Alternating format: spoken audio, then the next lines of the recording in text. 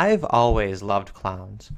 I've always taken them at face value. They're cheerful, colorful people that want to make others happy. They represent the physical embodiment of comedy itself. Just as comedy deals in the subversion of expectations, clowns take this to its extreme. People act and dress in order to be taken seriously. The clown deliberately acts and dresses in an unserious manner. They're human signposts that remind us that we can be joyful and we can laugh, and their entire being is committed to this. When people say they're afraid of clowns, I look down upon them. To me, the idea is weird and pathetic, and I generally assume that such people have just decided to be afraid of them because they want to seem different or complicated. And unless a clown has personally betrayed your trust, I believe my judgment is accurate. But for some, this has been the case, especially in regard to infamous dark clowns like John Wayne Gacy.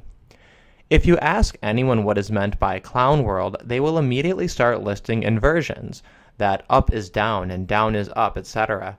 These inversions are extreme caricatures of humor's subversion of expectation, and the dark clown is, likewise, an inversion of clowns.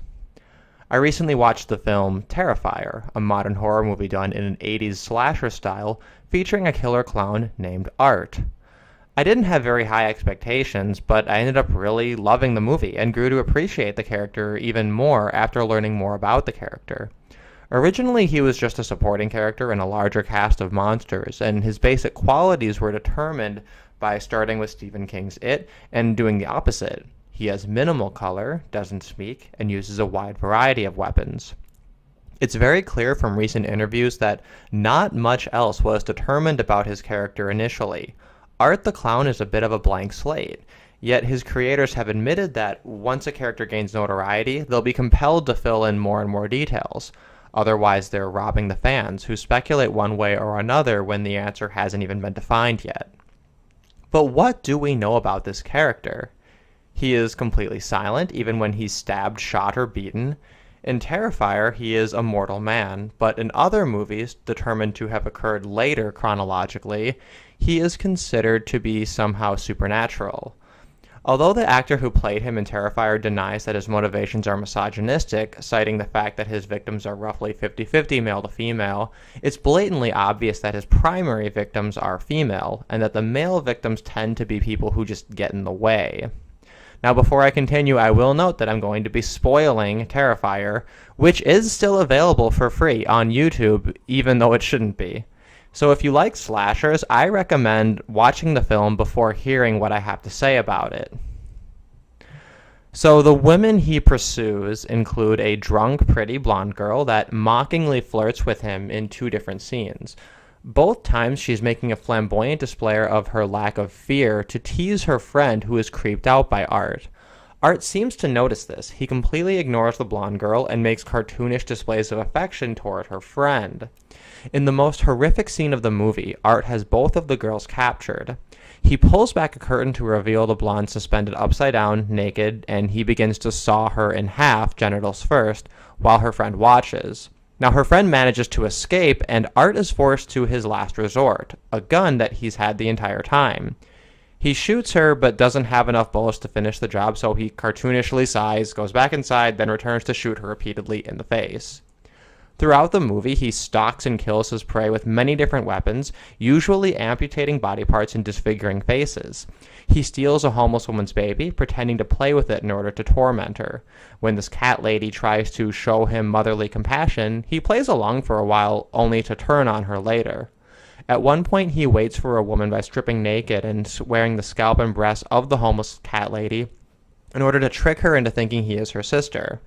After he reveals himself, she runs away, but he stalks her slowly while making stereotypical feminine gestures, playing dead, strutting around as if in heels, and flipping his hair while a woman hides, cowering in a corner, reflect a desire to mock women in general, at least in that moment.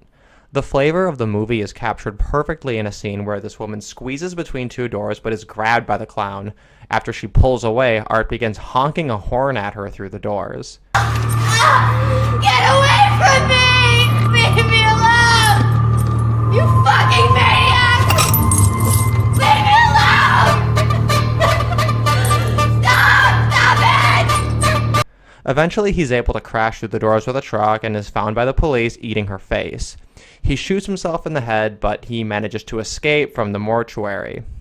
Now, although the directors confirm that he actually died at this point, I prefer my initial interpretation, which is that he merely pretended to be dead and that it was just an elaborate stunt, as this is more flavorfully suitable for a clown murderer.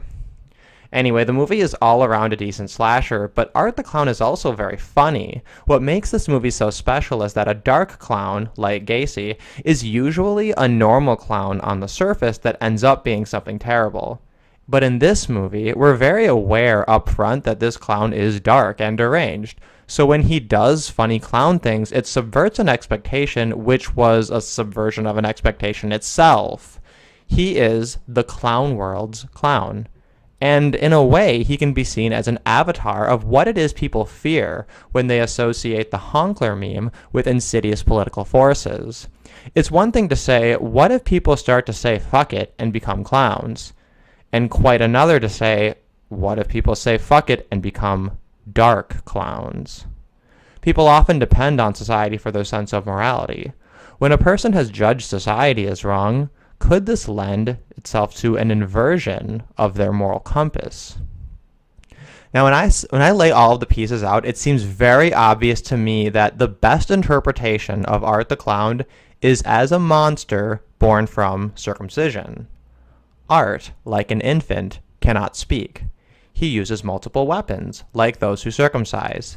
Just as the head or face of his penis is disfigured, he disfigures others or amputates parts of their bodies. He wears gloves with the tips cut off, and his makeup features a black dot on the tip of his nose. At the beginning of his films, he causes trouble by smearing urine and feces all over a public bathroom, just as the head of a penis is exposed to urine and feces after the foreskin is removed. For him to saw a woman in half fits the dark clown perfectly. It is the most iconic finale of a magician. A real magician pretends to saw a woman in half. A dark magician actually does it. The fact that he does it upside down and vertically is an inversion of the typical setup, and the fact that it is, first, an act of genital mutilation is an artistic expression. This also explains why he mocks the homeless woman's attempt to show him motherly compassion.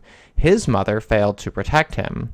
It even explains Art's use of guns, which is uncharacteristic of an 80s slasher villain. Guns are penises, and Art uses his begrudgingly. In order to feel anything, he needs to use less effective, slower methods, and the gun is a last resort. It's his last card, and itself reveals the source of his dysfunction. Sex creates life, and murder takes it away. So Art's style of slowly murdering people while playing with and making fun of them represents sex for pleasure, whereas a mass shooter is inverting the desire to impregnate as many women as possible.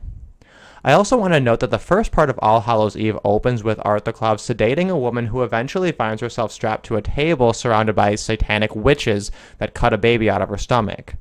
And in the original 2011 short film, he carves words into his primary victim, just as circumcision carves a religion onto an infant's body. Now, to be clear, I don't believe this is what his creator, Damien Leone, actually had in mind, but I do think he was likely circumcised and that this subconsciously influenced many aspects of the character. It's also clear that enough of his backstory has been left not just unknown, but seemingly undetermined, that there is room for my theory to be correct, even if they don't want to admit it.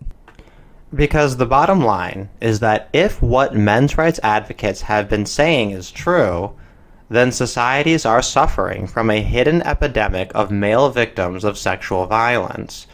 Regardless of our general unwillingness to admit this, the scars are there, physically and emotionally. Now, when feminists crack down on rape jokes, does anyone stop to consider that this includes prison rape jokes and jokes about circumcision? If you said yes, chances are you're not a feminist. In fact, it's probably more likely that you're an anti-feminist than a non-feminist if either of these issues are on your radar. A recent meme circulated of a boy being circumcised, captioned as an exorcism. To a typical person, the humor comes from a subversion of the expectation that circumcision is normal. by the idea of a demon being expelled from someone. To those of us who recognize the horror of all forms of genital mutilation, the subversion is that if any demons are involved, the act of circumcision is no exorcism, but an insorcism. Just as art loves to point and laugh at his subdued or cornered victims, society points and laughs at male prisoners and infants. I don't think it's a coincidence that Timmy's sister and their female babysitter cover their eyes while watching the film in All Hallows Eve, while Timmy can't look away. I'd like to think that Art the Clown is the pure manifestation of this demon, and I invite others to see a film like Terrifier as a revenge plot, made all the more terrifying by the sheer number of those that carry a part of this demon inside them. Because the evil that we're comfortable seeing in a movie comes from the evils that we're not comfortable acknowledging.